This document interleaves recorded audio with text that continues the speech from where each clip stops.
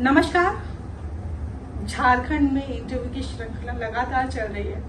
हम MP MLAs के interview लेने की कोशिश कर रहे हैं और कई लोगों के लिए भी हैं। आप देख रहे हैं मूक नायक पर लगातार कि किस तरह से जो झारखंड में चुनाव होने वाले हैं उसमें चुनावी जो माहौल है यहाँ पर रण में, वो किस तरह से जो है आने वाले जो चुनाव है उसकी तैयारी कर रहे हैं।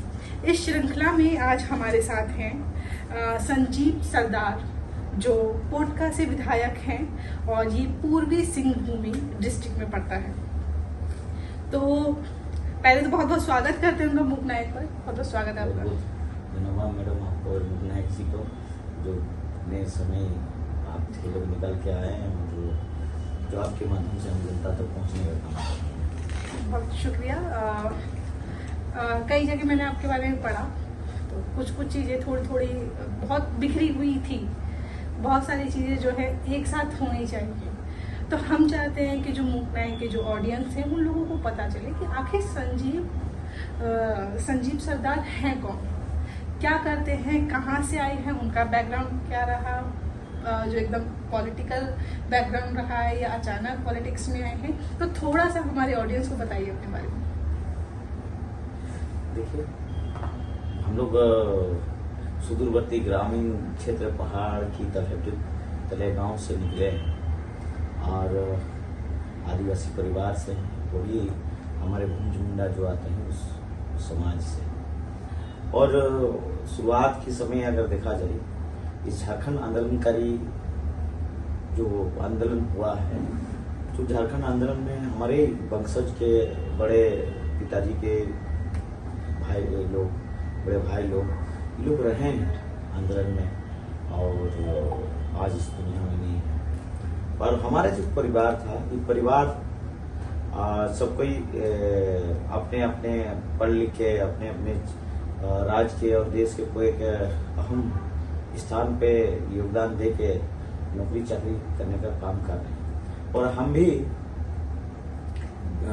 लगभग शुरुआत में जब हम बाहर पढ़ने चले गए, स्कूल लाइफ से ही बाहर पढ़े, उड़ीसा में पढ़ाई करने के बाद हम आए तो झारखंड मैट्रिक से कॉलेज करने के लिए यहीं पे। तो उसके बाद कॉलेज करते करते हम शिक्षक भी बन गए थे 2002 के बाद से 3 से बाद। उस समय सरकार के द्वारा एक शिक्षक 12 शिक्षक निकला था, उसी समय हो गया था। तो एक साथ पढ़ाई लिखाई भी किए, एक साथ शिक्षक भी कर रहे थे। और उस समय से जब हमारे घर के बड़े भाई लोग थे, राज के लिए आंदोलन किए थे, तो कहीं ना कहीं हमारा सेंटिमेंट था कि झारखंड के लेके, जंगल जमीन को लेके और यहाँ के आदिवासी मूलवासी, इनको हक अधिकार और कैसे आगे बढ़े, इसके लिए भी सोच था। तो कहीं ना कहीं तो इस क्रम से हम लोग बढ़ ही रहे थे। तो फिर एकाएक राज्य में उस समय ही 2010 में 32 साल के बाद पंचायत चुनाव है। और उस पंचायत चुनाव में ऐसे मजाक में हम लोग को कोई हमारे साथी थे, तो उन्होंने शिक्षक भी थे, तो मुखिया लड़ने का जाहिर किया।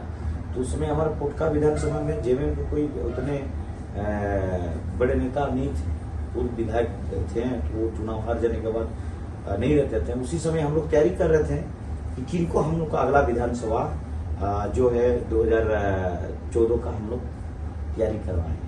तो उसी समय से ही कि कोई नहीं था और नहीं था, तो उसमें हम लोग सोच रहे थे कि किसी को आगे बढ़ाने, पंचायत चुनाव में जिला परिषद बना के आगे बढ़ाने के लिए। तो जब नहीं हुआ, नहीं आगे आया, तो उस परिस्थिति में एक संजोग बना पंचायत चुनाव में, और उस संजोग से ही हम लोग आज शिक्षक छोड़ के नहीं जिला परिषद बना। पहला बार जिला परिषद 2010 में जिला परिषद सदस्य बने उस क्षेत्र के। और हमारे घर के लोग भी इच्छा जाहिर नहीं कर रहे थे राजनीति में, क्योंकि राजनीति में कितने काम करे तो कहना कि कहीं ना कहीं आरोप लगता है। उस आरोप ऐसा परिवार में लग जाए तो कभी छूटता नहीं परिवार का कहना, नकारात्मक छवि रहता है। तो हमारे परिवार में सब कोई सरकारी सर्विस है लगभग। अगर हमारे भी हम घर में सब कोई सब लगभग देखा जाए जो समाज में जितने हमारा सर्विस है तो सब कोई बाहर में रह के सर्विस करते हैं। तो हमारे घर में भी वाइफ सर्विस थी, हम भी कर रहे थे दोनों। तो बोले क्या जरूरत है तुमको इस सब आने का, कल तुम ऐसे काम कर दोगे कि तुम्हारा चलते हमारा पूरा परिवार बदनाम हो जाएगा। तो कैसा काम कर देंगे, उनको आप पे विश्वास नहीं था? था ना कि कहीं कितने भी अच्छा काम करे तो कहीं ना कहीं होता है ना, कोई किसी घर में अगर राजनीति से जुड़ाव नहीं है तो कहीं ना कहीं लगता है ना कि इतने अच्छा परिवार हम लोग को बदनाम कर देगा। तो हम कहें कि हम आ रहे हैं, ऐसा नहीं है, तो घर के वाले लोग कहें कि ऐसा काम करना कि घर का परिवार का नाम हो और तुम्हारा नाम हो और इस क्षेत्र का नाम हो, और कभी वो मतलब वैसे लालच में नहीं जाना है कि लालच में जाके कोई काम कर देना। तो वही दो वाणी था हमारा, वही दो वाणी हमारा घर में बैठक करते हुए हमको आगे बढ़ाने का जो काम किया था, वही दो सिद्धांत को लेकर हम जिला परिषद जब बने 2014 में 10 में, तो अच्छा काम किए। तभी उस समय माननीय मुख्यमंत्री जी बुला के वहाँ को प्रत्याशी बनाने का काम किया। उस समय लड़ने के बाद और बहुत कम अंतराल से हम लोग हार गए 2014 का विधानसभा चुनाव। जैसे हार गए लगभग 3000 लगभग, तो हार गए। तो हार जाने के बाद फिर हम माननीय मुख्यमंत्री जी के पास आए कि आप तो हमें लड़े भी। तो फिर एक साल के बाद पंचायत चुनाव आया फिर से, तो हम क्या करें? तो उस समय वो कहें कि क्या ही नहीं, तुम जिला परिषद तुमको दिक्कत क्या, फिर लड़ो चुनाव। तो हमने फिर दोबारा जिला परिषद 15 में फिर लड़े। तो उस समय भी भारी ये से जीते, भारी बहुमत से जीते। जीतने के बाद फिर चेयरमैन की बारी आया।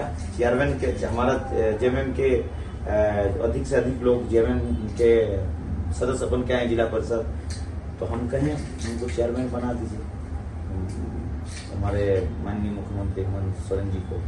तो उन्होंने कहा अरे कहाँ चेयरमैन में जा रहा है, तुम तैयारी करो 2019 का, तुमको लड़ाएंगे, मेरा साथ रहकर राजनीति कराएंगे।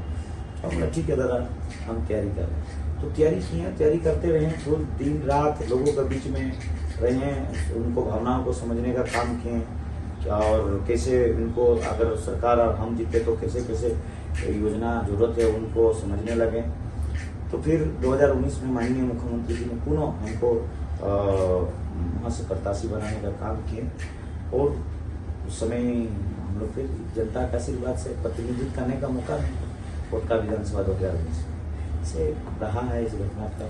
5 साल आपके पूरे होने जा रहे हैं, और जो परिवार सरकारी नौकरी कर रहा था, जो आपको एक तरह से उनको डर था कि आप राजनीति में जाएंगे तो कहीं कुछ ऐसा गलत हो जाए या आप पे आरोप लग जाए, अभी आप उनको क्या जवाब देते हैं? और दूसरा, सरकारी नौकरी अच्छी है कि सरकार में रहना अच्छा है? देखिए, कहीं ना कहीं सेवा सभी जगह है। एक नौकरी करके भी लोगों को सेवा कर सकते हैं, जनता को सेवा कर सकते हैं, और अंतिम पायदान में जो बैठे उनको सेवा कर सकते हैं। और ये एक प्रतिनिधि बन के भी आप सेवा काम करते, तरीका अलग अलग है, कहीं डायरेक्ट है कहीं इनडायरेक्ट, यही है।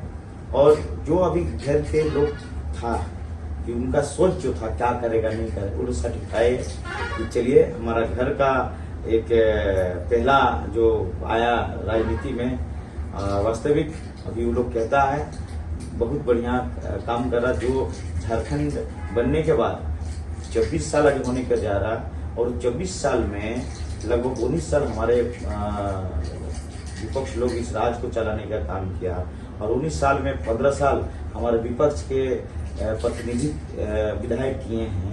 और सभी विधायक का अंतराल झारखंड होने के बाद अगर देखा जाए तो बोलते हैं सबसे सटीक बैठा, बढ़िया काम हो रहा है। परिवार लोग भी खुश हैं और क्षेत्र के लोग भी खुश हैं। लेकिन एक सवाल जो मैंने पूछा था कि सरकारी नौकरी अच्छी कि सरकार में रहना अच्छा है? बात समय के हिसाब दोनों ठीक है, समय के हिसाब से दोनों ठीक है।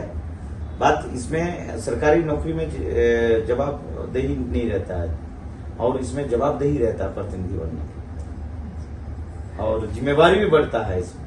और उसमें जिम्मेवारी भी नहीं है, जवाबदेही नहीं है, इसमें जवाबदेही और जिम्मेवारी दोनों रहता है। तो कहीं ना कहीं प्रतिनिधि बनने के बाद कठिनाई ज्यादा है, संघर्ष ज्यादा है, सेवा भावना ज्यादा, आपसे उम्मीद लोग ज्यादा करते हैं, जो आप कोई नहीं कर सकता है। कोई मंदिर जाता है तो माथा टेकने, अगर वहां भी नहीं काम होगा तो सोचता है कि चलिए विधायक के चल जाए तो वहां जरूर काम होगा। ये है। तो अभी जैसे इतना समय हो गया आपको, तो क्योंकि पॉलिटिकल आपका बैकग्राउंड नहीं है, फैमिली नहीं है, आपने सोचा भी नहीं था कि आप राजनीति में आएंगे। तो जब राजनीति में आई या इससे पहले भी जब आपको लगा कि राजनीति या एक राजनेता को ये काम तो जरूर करना चाहिए जो हमारे क्षेत्र में नहीं हुआ या हमारी कम्युनिटी में नहीं हुआ, वो आपने देखा हो और आपको लगता कि हाँ ये अगर मैं इस जगह होता तो मैं ये काम करता, आपने क्या वो काम किया और किया तो क्या? वास्तविक एक रहा है। हम जब उड़ीसा में पढ़ाई कर रहे थे तो उसी समय घर तो हमारा यहीं पे, हमारा बॉर्डर क्षेत्र पड़ता है उड़ीसा, 5 किलोमीटर में उड़ीसा बॉर्डर है। तो उस समय बिहार कार्यकाल हुआ करता था इस राज्य में, तो यहाँ पढ़ाई की व्यवस्था नहीं था, स्कूल वगैरह इतना अच्छा नहीं था, तो जिसके कारण हम लोग को उड़ीसा में जाकर पढ़ना पड़ा। तो उसमें बीच बीच में हम लोग आते थे, छुट्टी में घर में आते थे तो मिलते थे। तो हर साल ऐसे ही जनवरी फरवरी हमारे गांव में बहुत बड़ा मेला होता था। और उस समय हमारा जो मुख्य जगह है प्रखंड बोला जाए, प्रखंड जाने के लिए ना उसमें कोई पक्की सड़क नहीं हुआ करता था, कच्ची सड़क हुआ करता था। तो हमेशा हर समय हम लोग उस समय क्षेत्र का गढ़ रहा है और खैर के बड़े भाई लोग जेएमएम में आंदोलन का नेता भी रहे और हर समय वो लोग अपना हिसाब से नेता लोग को बुलाता था, जेएमएम के नेता लोग। तो हम लोग एक बार बैठे उस कमेटी में, बोला भाई वार्षिक जो कार्यक्रम है इस बार कम से कम हम लोग वर्तमान विधायक को बुलाइए जो वहाँ के थे 2000 से 2005 के, जो वर्तमान हमारा जो अभी विपक्ष में है उसको बुलाइए ताकि कम से कम कुछ दे और ना दे, जो पथ है वो पथ देख के तो कम से कम देख के जाए जो क्या अवस्था है। वास्तविक उस समय हमारा पोटका प्रखंड मुख्यालय से घर जाने के लिए कच्ची सड़क था। अगर बरसात के समय कोई दिक्कत हो तो निकलने में बरसात के समय कोई गाड़ी घोड़ा पैदल निकल नहीं सकता, इतना गड्ढा हो जाता था, पैर घुस जाता था। तो उस समय हम लोग बोले और हम गांव के बुजुर्ग लोगों को बोले देखिए इन्वाइट तो करने हम लोग सब सहमत हो गया तो इन्वाइट करने चल जाते हैं, उसी सड़क से बुलाएंगे। हाँ उसी सड़क से बुलाएंगे और उस समय आएंगे और आके आप लोग बुजुर्ग लोग बोलिए जिस रास्ता से आए हैं और उस रास्ता थोड़ा देख लीजिए आप। तो वो हम लोग तो बच्चा थे, वही मैट्रिक दे रहे थे शायद उस साल ना, वो अगला वाला देने वाला था। तो आने के बाद प्रोग्राम था, सांस्कृतिक कार्यक्रम था, फुटबॉल वगैरह तक खत्म हुआ। तो खत्म हुआ वैसे नाश्ता हो रहा था तो बैठा हुआ तो बोलेंगे बोल के उस बात को एक दूसरे को देखा देखी हो रहा है। सब हमारे वरिष्ठ मैंने अभिभावकगण, हमारे कमेटी का बुजुर्ग लोग, तो कोई देखा देखी करते करते जो बोलना था ही कि जिस रास्ते से आए थे उस रास्ता को खाली देख दीजिए, है ना, बहुत कठिनाई है हम लोग का। तो देखा देखी करते करते कोई बोले नहीं पाया, एक दूसरे को देखते देखते रह गया, बोले नहीं पाया। हम लोग तो बच्चा है, हम लोग ऐसे ऐसे इशारा करे बोलिए बोलिए, कोई बोल नहीं पाया। तो बोल नहीं पाया तो हो ठीक चाय पानी हो गया, हम निकल रहे, ठीक है प्रणाम जी को निकल गए विधायक जी से। तो जाते समय हम लोग बोले वो चीज, भाई आपका मेहमान भी है, एक जन थे मेहमान और हम लोग का यहाँ के विधायक है, क्या ऐसा चीज है जो विधायक को हम लोग बोल नहीं पा रहे अपना क्षेत्र की समस्या। अगर हमारा विधायक हम लोग चुनते हैं विधायक और उसको वोट देके बनाते हैं, अधिकार है बोलना, अगर बोल नहीं पाते तो कहीं आपका डर था क्या? तो बोला नहीं, अगर बोल देते हैं कुछ उल्टा पुल्टा बोल देते हैं, क्या बात कर देता तो हमको खराब लगता, इसलिए हम लोग बोले नहीं। तो हम सोचा कैसे आदमी है वो या कैसे विधायक है कि मन की बातों को जनता का बोलने में डर लगता है विधायक को। हम सोचा उस समय से कि ऐसा विधायक बने कि कल का दिन में कि बेहिचक बेझिझक लोग उसको बोल पाए। और विधायक बनने के बाद हम वही किए, आदमी का डर को खत्म किए। बड़े भाई जैसा, छोटे जैसा, बुजुर्ग जैसा, हमारे अभिभावक जैसा, खिलाड़ी खेल जैसे प्रेमी जैसा, वैसे हम लोग मिलने का प्रयास किया, लोगों तक पहुंचने का प्रयास किया 5 साल में। इसलिए हम अपने क्षेत्र में जब से जनता का आशीर्वाद मिला, हमको जिस दिन सर्टिफिकेट मिला दूसरा दिन से हम समझने लगे कि हमारा कल चुनाव है, अभी से और तैयारी करें। उस हिसाब से प्रत्येक दिन पहली बार इस पोटका विधानसभा में कोई विधायक अगर जनता को मिलता होगा, कोई विधायक मिलता होगा, तो पहली बार हमें 3 प्रखंड पड़ता है हमारे क्षेत्र में। 3 प्रखंड में हर एक दिन तिथिवार डेट लगा के सुबह से 11 बजे तक जनता गजा के बीच जनता दरबार लगा हर डे डेली। अगर हम क्षेत्र में रहे हैं तो, नहीं रहते तो उस दिन छूट जाता मेरा। तो 3 प्रखंड में मैं पोटका प्रखंड सबसे बड़ा है, हाथा में एक लगाते हैं। हमारे गांव है पहाड़ के नीचे, तलहटी के नीचे, वहां पे सुबह से 11 बजे लगाते हैं। बृहस्पतिवार हाथा में, रविवार 15 दिन में एक, डुमरिया में, और बाद बाकी दिन जब से। और इसमें कोई जरूरत नहीं, किसी का पैरवी जरूरत नहीं, सीधा आए सीधा मिले और सीधा जनता का सुनते हैं काम और सीधा उन्हीं से निष्पादन करने का काम करते हैं। ये हम लोग 5 साल के अंदर जो नहीं था सिस्टम, ये पहला वहां पे करने का काम है।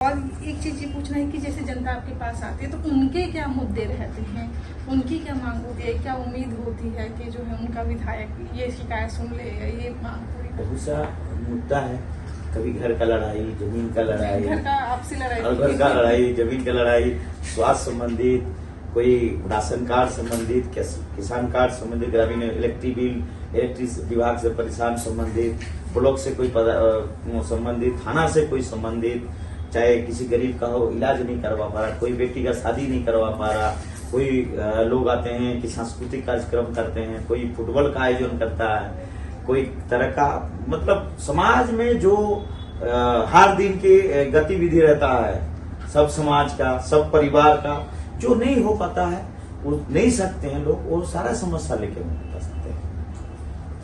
ये बहुत अच्छी बात है कि एक विधायक और एक जनता के बीच में वो एक पर्दा नहीं होना चाहिए, जो जैसा आपने बताया कि जनता भी अपने विधायक को नहीं बोल पाती। मैंने आपके बारे में थोड़ा सा पढ़ा था तो पता चला कि आप गांव-गांव जाते हैं, साइकिल पर जाते हैं, लोगों से बातचीत करते हैं। तो ये जो कॉन्सेप्ट है, क्योंकि एक विधायक अगर बन जाता है तो वो अपनी गाड़ी लेकर जाता है, सिक्योरिटी लेकर जाता है और जनता के बीच में से ऐसे हवा हो जाता है, पता ही नहीं चलता जीतने के बाद। लेकिन आपने ये साइकिल पर घूमने का कैसे सोचा? देखिए, आखिरकार जिस जनता ने हमें बनाया है और उस जनता के आशा अनुरूप आप नहीं रहिएगा तो उनके बीच का जो मन का इच्छा आप सुन नहीं पाइएगा, जान नहीं पाइएगा।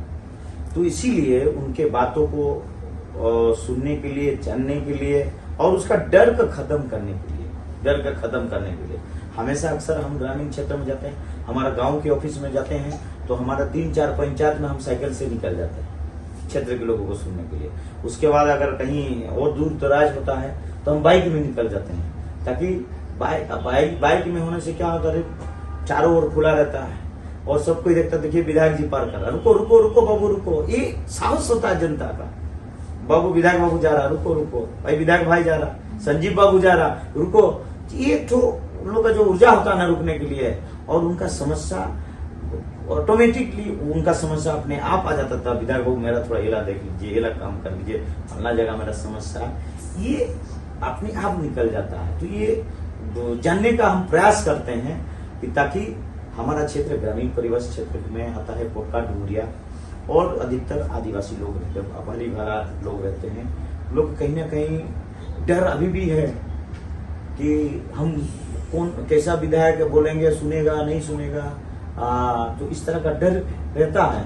कि डर को खत्म करेंगे जब तक, ताकि आदिवासी में से हम देखते हैं पढ़ लिख है, पढ़ा लिखा आदमी है हमारा आदिवासी समाज, लेकिन हिम्मत नहीं है उनको बोलने के लिए।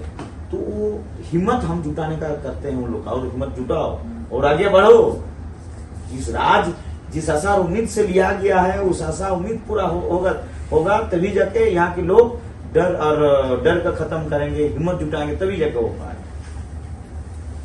तो आप जिस तरह से काम कर रहे हैं, शिक्षा के क्षेत्र में आपका जैसे किस तरह से काम है, क्योंकि आज भी जो है आदिवासी कम्युनिटी में शिक्षा की कमी है, गरीबी है, कुछ इसलिए क्योंकि वहाँ पे स्कूलिंग नहीं है, कुछ इसलिए भी क्योंकि वहाँ पे पैसा नहीं है, तो वो दूर नहीं भेज पाते। शिक्षा के क्षेत्र में आपको क्या लगता है कितना काम होना चाहिए और आपने क्या किया? पहले तो जरूरी है आज के दिन में सरकार कितने भी नीति नियम योजना कानून ला दे जनता के लिए, अगर आदमी शिक्षित नहीं होते हैं वो अपना हक अधिकार कभी ले नहीं पाएंगे, कहीं ना कहीं वो ठगा जाएगा।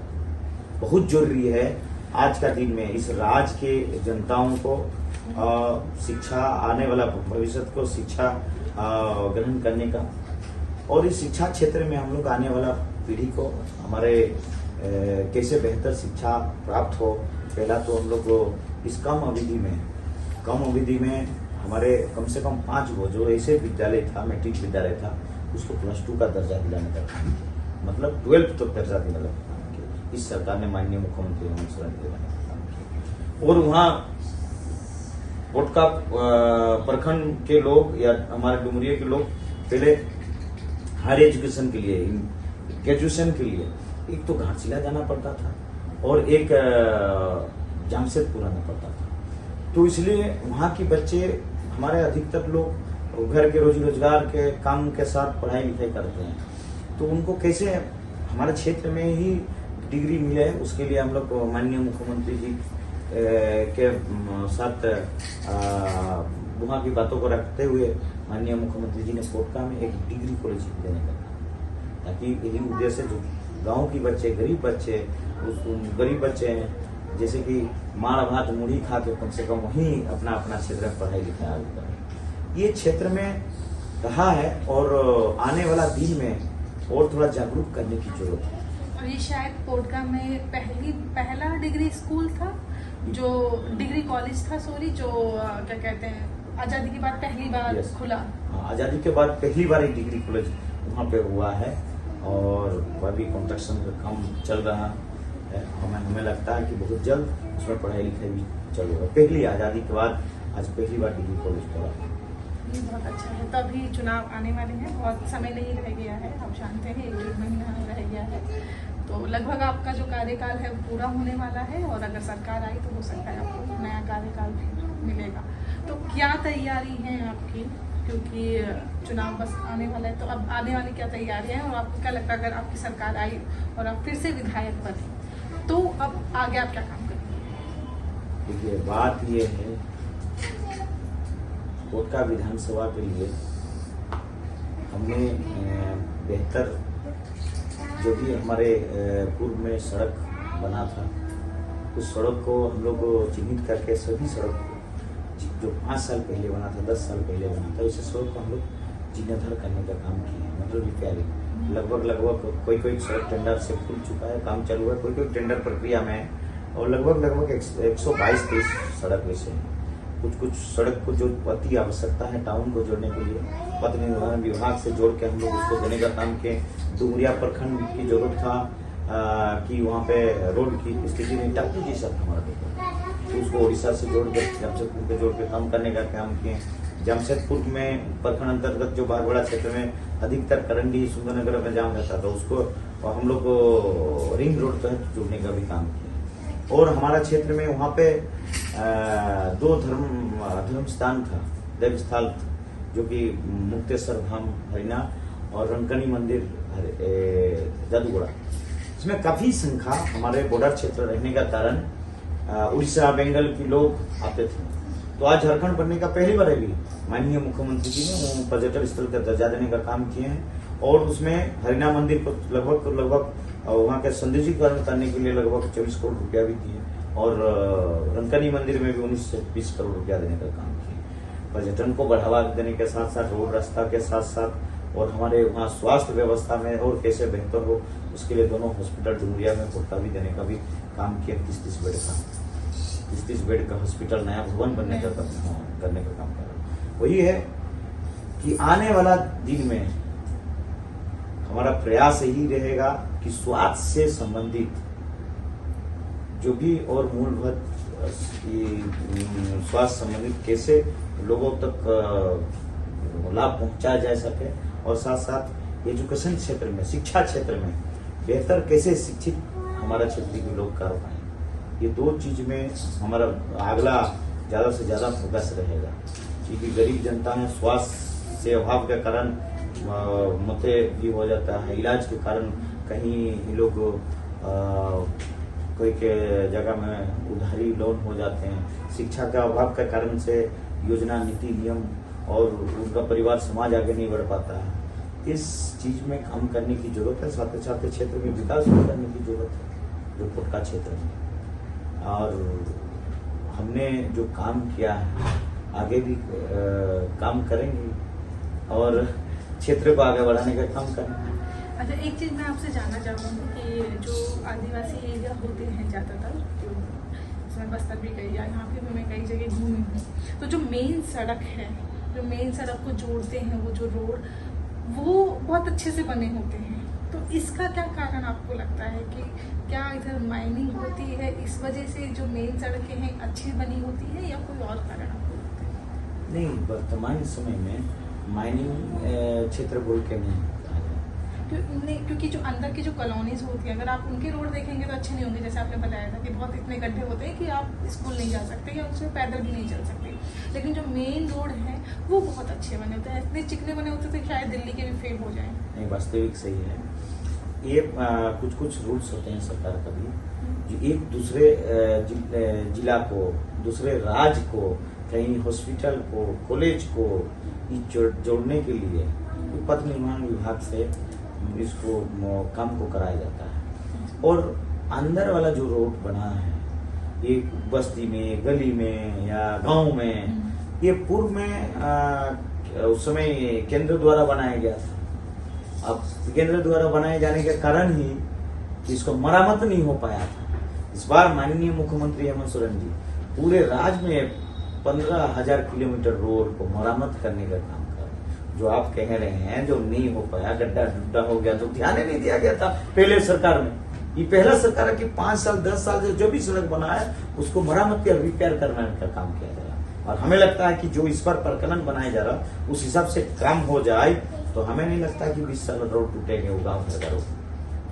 अच्छा, एक चीज जैसे कि क्योंकि आपने शिक्षा ली है, आपकी फैमिली जो है सरकारी नौकरी में है, लेकिन एक जब आप जाते हैं कॉर्पोरेट में या और जगह, कई जगह जाते हैं, कई सारे संस्थानों में जाते हैं, कई सारे क्षेत्रों में जाते हैं, तो वहाँ पे आपको आदिवासी नहीं मिलेगी, आदिवासी कम्युनिटी मिलेगी ही नहीं है। कई जगह तो मीडिया तो ऐसा लगा लीजिए वहाँ पे आपको ढूंढने से नहीं मिलेंगे जल्दी से। हो सकता है झारखंड में मिल जाए क्योंकि यहाँ पे आबादी है, लेकिन अगर आप दिल्ली जैसे मीडिया हाउसेस में जाएंगे, दिल्ली के मीडिया हाउस में, तो आपको बहुत कम ढूंढने से नहीं मिलेंगे। और आज तक ऑक्सफेम की और भी कई सारे रिसर्च हो चुके हैं, उसमें कहा गया है कि डिसीजन मेकिंग पोस्ट पे नहीं रहे हैं, कोई सीईओ नहीं है बड़ी बड़ी कंपनीज के, ठीक है, तो है ही नहीं, ना शिक्षा के क्षेत्र में, ना जुडिशरी के क्षेत्र में उस तरह से है जितनी उनकी आबादी है। क्या वजह आपको लगती है कि क्यों नहीं पहुँच पाते हैं? वास्तविक आज भारत स्वाधीन होकर आज झारखंड होने के बाद 24 साल हम लोग पे पायदान में। वास्तविक आज के दिन में आदिवासी कहीं सीओ पोस्ट में नहीं है कंपनी के, कहीं आपके कोई चीफ जस्टिस नहीं है, IAS भी देखा जाए तो बहुत नहीं मिलेंगे आपको शिक्षा, मतलब जितने भी क्षेत्र आपको। कारण यही है कि हम लोग जो आदिवासी के, हम लोग का जो मानसिकता है, कोई भी नौकरी मिल जाए तो हमारे लिए ठीक है, यही है। अगर हम तो यही उम्मीद करते हैं कि अभी वर्तमान के नौजवान से और हमारे समाज के, आदिवासी समाज के लोगों से कम कोई भी नौकरी मिल जाए ठीक है, लेकिन उस नौकरी करते हुए और आगे बढ़ने की जरूरत है पढ़ाई लिखाई में। अगर जब तक वो नौकरी करते हुए आगे नहीं बढ़ेगा तो ऐसे लोग नहीं हैं कि गांव से सीधी पढ़ के उस जगह पे पहुंच पाए। क्योंकि एक चीज है, आप देख लीजिएगा आदिवासी लोग कहाँ रहते हैं, जल जंगल जमीन जहाँ है वहां रहते हैं। वर्तमान समय में थोड़ा थोड़ा धीरे धीरे निकलने टाउन तक आगे जाने का काम किया है। तो इन लोगों को पढ़ाई लिखाई के जो है साधन जो है लिंकेज नहीं है आगे।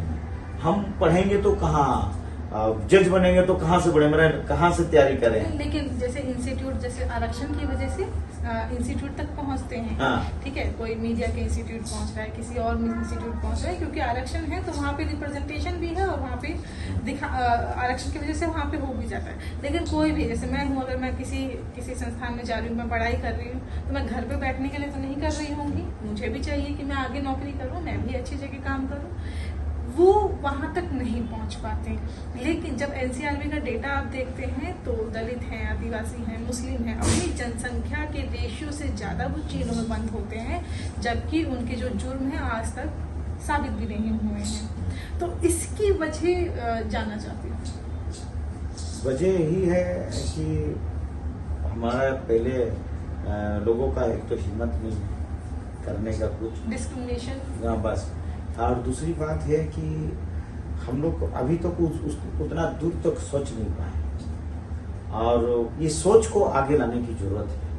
और कम से कम आज तो चलिए हमारे कहा जाए तो इस देश में भीमराव अम्बेडकर ने इतने बड़े संविधान बना के किए हैं, ये समझने की जरूरत है। अगर हम लोग अभी तक समझ नहीं पाएंगे तो कहीं ना कहीं और आगे नहीं बढ़ पाएंगे। तो ये वर्तमान समय में, उस समय तो चलिए हम लोग जब पढ़ाई लिखाई कर रहे थे तो उस समय तो ये कोई मोबाइल का माध्यम में नहीं था, नेट की माध्यम नहीं था। वर्तमान समय में आज मोबाइल से नेट से आज 5G में हम लोग आ गए। तो कहीं ना कहीं अभी हमारे लोग समझ रहे हैं, जान रहे हैं, और हमें ये उम्मीद है जरूर आने वाला दिन में वो दिखेगा समय आता दिखेगा। तो आप भाषा पे भी आप लगातार आवाज उठा रहे थे कि भूमिज भाषा जो है आदिवासी की, वो कई जगह टेस्ट में शामिल होनी चाहिए।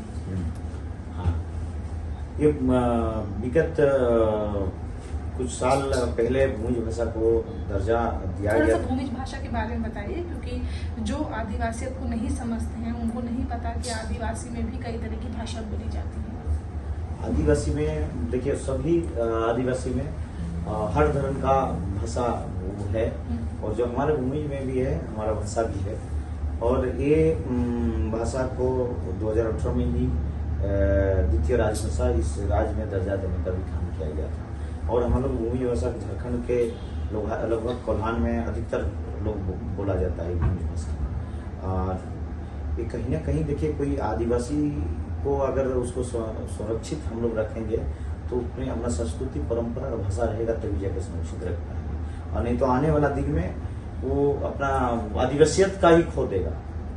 ये इसलिए हमारा प्रयास हमेशा है कि कैसे आने वाला पीढ़ी, आने वाला लोगों को अपना जो भी भाषा छोड़ चुके हैं जान। अच्छा, भूमिज भाषा क्या सभी आदिवासी कम्युनिटी बोलती है, या इसमें भी एक है कि ये वाला आदिवासी बोलेगा और कई सारी कम्युनिटी बोलते हैं? कोई कम्युनिटी नहीं बोलते हैं, खाली भूमिज लोग बोलते हैं। जैसे मैं समझना चाहूंगी, भूमिज लोग कौन? भूमिज लोग जो भूमिज होता है उसमें मुंडा भी थोड़ा बहुत मिलता है, थोड़ा बहुत पूरा नहीं, मुंडा से भी थोड़ा बहुत मिलता है, हो से भी थोड़ा बहुत मिलता है। आदिवासी में भी सब कैटेगरीज है, तो उसमें कुछ जो कैटेगरीज है वो ही भूमिज भाषा बोलते हैं। थोड़ा हम लोग को मतलब ऐसे नहीं, आदिवासी भाषा में सबसे थोड़ा बहुत मिलता है, थोड़ा, लेकिन अधिकतर मिलता है हो से, मुंडा से, भूमि से, कहीं 60-80% हम लोग का भाषा भी मिलता है। समझ ऐसे तो भाषा में कोई हमारा बातों को हो भी समझ लेगा, ऐसे मुंडा भी समझ, थोड़ा बहुत 19-20 जो समझ नहीं पाता, मिलती-जुलती भाषा है। तो यही है, तो अपना समाज का अपना भाषा है। इसलिए हमेशा हमारे समाज के लोग भाषा को संरक्षित करने के लिए, बचाए रखने के लिए, समाज को, आने वाला पीढ़ी को भाषा का ज्ञान होने के लिए, ये हमेशा भाषा से पढ़ाई लिखाई के साथ साथ आगे भाषा आधारित टीचर बहाल करने के लिए हमेशा मांग होती रहती। जी, मैं बीजेपी का कह रही थी कि वो भी अपना कैंपेनिंग कर रही है, क्या लग रहा है आपको चुनौती दे पाएगी इस बार? देखिए, हमारे कोटका विधानसभा में तो देखा जाए सबसे अधिक 15 साल बीजेपी के विधायक रही है। और 15 साल में क्या जनता के द्वारा कितने रोड बने, कितने कॉलेज बने, कितने हॉस्पिटल बने, वो सब देख ही रहा है। और उसके साथ साथ इस झारखंड की जनमानस को, यहाँ की आदिवासी मूलवासी झारखंडी लोगों को लिए कितने सा योजना लेके आया है, ये भी जनता दिख रहा है। जनता सीधी तरह आईना की तरह देख रहा। और कहीं ना कहीं हमें लगता है जो राज बनने के बाद से 19 साल इन लोग को चलाने का राज को काम किए हैं, जिस आसार उम्मीद के साथ इस झारखंड की हमारे लोग अलग राज के तहत राज दिलाने का जो काम किए हैं, या कोई हमारे लोग जो थे कुर्बानी दिए, कोई के बेघर हुए हैं, कोई शहीद हुए हैं, ऐसे ही नहीं है। लड़के मिला झारखंड, और लड़के लेने के बावजूद ये जो 19 साल जो भारतीय जनता पार्टी लोग सरकार चलाने का जो काम किए, एक भी योजना दिखा दे कि गरीब से गरीब व्यक्ति के लिए योजना वो लोग लाए हैं, और गरीब को, यहाँ के आदिवासी के, यहाँ के दलित के लिए, यहाँ के पिछड़े के लिए दिखा दें, जिस उद्देश्य से इस राज्य को मांगा गया था। एक भी योजना ऐसे नहीं है। अब वर्तमान सरकार ने, अब कहा जाए यहाँ के लोगों के लिए, हमारे लिए, सब तरह के लिए, आदिवासियों के लिए बात करता है हमारे सरकार, सरना करोड़ की मांग करता है। यहाँ की हमारे सांसद लोग जो है दिल्ली में बैठे हुए हैं, यहाँ विधानसभा पारित करके हम लोग भेजने का काम किया है, वहाँ मौन बैठा हुआ सांसद लोग हैं। और यहाँ ओबीसी के लिए आरक्षण की बात कर रहे हैं हम लोग सदस्य पार्षद, ये भी आप विधानसभा पारित करके हम लोग भेजने का बाद मन, हम लोग 1932 के आधार खतियान के आधार नियोजन नीति बनाने का बात कर रहे, विधानसभा से पारित करने बैठे, ये भी मौन बैठा। कहीं ना कहीं आज नहीं चाहता है हमारा विपक्ष, यहाँ की जो आसार उम्मीद, इतने बलिदान के बाद, इतने शहीद होने के बाद इस राज मिला है, इस राज को और आने वाला पीढ़ी को बढ़ाना नहीं चाहता। तो अभी जिस तरह से बीजेपी काम कर रही है, और क्या लग रहा है कि आपकी सरकार वापस आ रही है? 110% हम लोग काम किया है इस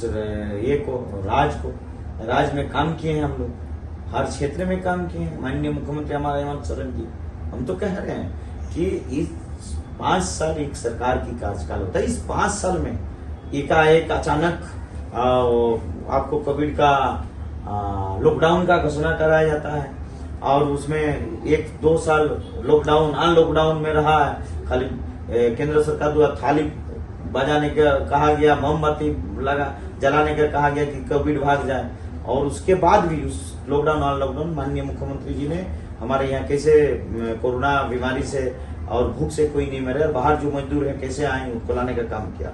उसके बाद सरकार आगे बढ़ रहा था काम करने के लिए, उसको देखिए कि अच्छा काम कर रहा है, उसके लिए इस सरकार को सीधी तरफ में कैसे बदनाम किया जाए उसका प्रयास किया गया, सरकार को कैसे तोड़ दिया जाए उसका प्रयास किया गया। साथ ही साथ नहीं सका तो एन प्रकरण में माननीय मुख्यमंत्री जेल में डालने का काम किया, ताकि इससे सरकार और ना रहे झारखंड में। और ये पूरी कहीं ना कहीं हमारा विपक्ष के साजिश है, और साजिश के तहत इस झारखंड के प्रति आज भी देख रहे हैं झारखंड में कैसे हमारे देश की राज्य के बाहर की नेता, देश के ही नेता यहाँ डाला हुआ, कोई के मुख्यमंत्री, कोई के सेंट्रल मंत्री। कारण क्या है? यहाँ इतने हर एक राज्य में चुनाव होता है, इतने बड़ी संख्या से बाहर का नेता नहीं आते, और इतने 5 साल से प्रयास करके अभी तक कारण ये है, एक झारखंड के खनिज संपदा का राज है। यहाँ हर तरह का खनिज यहाँ पाया जाता है, और हमारा देश के जो सरकार है उनके सभी साथी लोगों को उन खनिज का कैसे उनको पट्टा दिया जाए, ताकि यहाँ से लूट कैसे हो। अब यही आसार उम्मीद के साथ यहाँ पे तोड़ने का काम कर रहा है हमारे विपक्ष। तो मुख्यमंत्री को जब गिरफ्तार किया गया था, आप जनता के बीच में जाते थे, जनता के बीच में कैसा रिएक्शन था? कोई असर लगा आपको?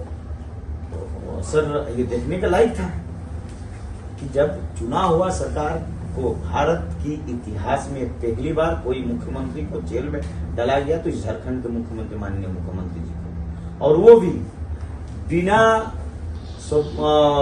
बिना आधार पर, कोई आधार नहीं है, कोई सबूत नहीं है, और पहली बार इस राज्य में देखने के लिए मिला। आज की जनता बुड़बक नहीं है, आज की जनता टीवी नहीं देख रहा तो मोबाइल देख रहा, जान रहा, समझ रहा, पढ़ा लिखा, हर गांव में अभी पढ़ा लिखा आदमी है, हर आदिवासी जाग चुका है। तो कहीं ना कहीं आज एक सरकार जनता बनाता है 5 साल के लिए, और उस 5 साल के दौरान बिना सबूतों का आधार में आप जेल में भेजने का काम कर रहे हैं, तो कहीं ना कहीं हमारा लोगों को लगा कि कहीं ना कहीं ये भाई गलत हो रहा, और इस गलत को जनता ने जान गया था, और उसका रिजल्ट भी लोकसभा चुनाव में देने का काम किया।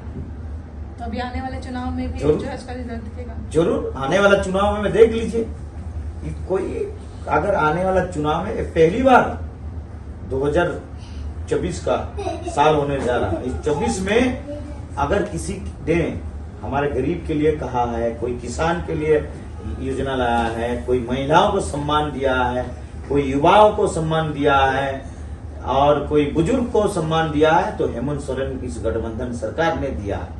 हर लोगों को सम्मान दिया है। कोई अनुबंध कर्मी को अगर सम्मान दिया है तो हेमंत सोरेन ने दिया है। आज इसी तरह झारखंड राज्य में 24 होने को जा रहा, कोई सरकार किसी दिन यहाँ की लोगों के प्रति, झारखंड की आदिवासी, पिछड़े, दलित लोगों के प्रति कभी सोचा नहीं था जो हेमंत सोरेन सोचा है। और आज लोगों भी खुश हैं, आज लोग खुश हैं, राज्य के लोग खुश हैं। हर वर्ग के लिए योजना लाने के दिया है हेमंत सोरेन ने। चलिए आखिरी सवाल, आपकी सरकार आती है और आप फिर से एक बार विधायक बनते हैं, तो वो पहला काम क्या करेंगे जो अभी इस कार्यकाल में पूरा नहीं कर पाए? ऐसा नहीं है कि हमारे क्षेत्र में हम ऐसा काम नहीं हो पाया है, और उम्मीद है, और हमारा क्षेत्र में कैसे कि एक क्षेत्र के लोग किसी ऊपर ज्यादा निर्भर करते हैं, और कैसे किसी क्षेत्र में कोई एक काम आप बताइए कि आपकी सरकार आती है और आप उस पर काम करेंगे। हम एक नहीं, दो के क्षेत्र में काम करेंगे। दो ही क्षेत्र में, एक हो गया कृषि पर, कि किसान को कैसे वर्तमान समय में टेक्नोलॉजी के बारे में जानकारी मिले, ताकि वो बेहतर खेती बाड़ी करके रोजी रोजगार कर पाए, और एक टेक्निकल कॉलेज की कैसे स्थापना, ताकि शिक्षा, ये 2 काम हम आने वाला दिन में करेंगे, ताकि और हमारे उस क्षेत्र के लोग और आगे बढ़ पाए। चलिए बहुत बहुत शुक्रिया। और हमारे साथ जो संजीव सरदार जी थे, और कोटका से विधायक हैं, जीएमएम से जुड़े हुए हैं, तो उन्होंने बताया कि इस कार्यकाल में उन्होंने क्या काम किया, और आगे आने वाले जो अब अगर विधायक बनते हैं तो क्या काम करेंगे। आपको अगर ये वीडियो पसंद आ रहा है, आपको ये इंटरव्यू पसंद आ रहा है, तो चैनल को सब्सक्राइब करना ना भूलें, लाइक कीजिए, कमेंट कीजिए। मीना कोटवाल के साथ आप देख रहे थे द मूक नायक। द मूक नायक जनवादी पत्रकारिता करता है। यह संविधान, लोकतंत्र और सामाजिक न्याय पर चलने वाला चैनल है। अगर आप भी चाहते हैं द मूक नायक हमेशा हाशिए पर खड़े लोगों की आवाज़ बुलंद करता रहे, बेजुबानों की पीड़ा दिखाता रहे, तो सपोर्ट कीजिए। सपोर्ट करने वाला लिंक आपको स्क्रीन पर दिखाई दे रहा होगा, साथ ही डिस्क्रिप्शन में जाकर भी आपको ये लिंक मिलेगा, जहाँ पर जाकर आप हमें सपोर्ट कर सकते हैं और हमारे काम को आगे बढ़ा सकते हैं।